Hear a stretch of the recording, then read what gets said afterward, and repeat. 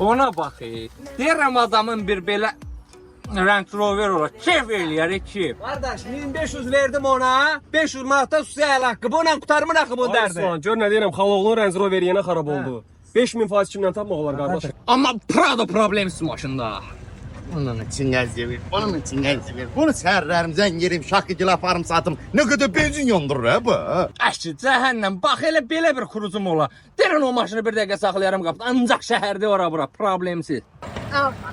Evet, qaynadır dana mən nağı. Bu tefaldır maşındır. Bu kaynadırsa bu tefaldır. Maşındır. Saydım pul saydım 500. Hə, nə oldu hamınız? Elə ən salamatı bax o Çeşkada. Super maşında. Canavar deyil canavar. Yaxşı tələmays. Oldu. Qardaş, salamatı elə peşkomdur. Ha bu Selena nə dadlı şey ha. Utandırma beni. Ona bax. Deyirəm adamın bir belə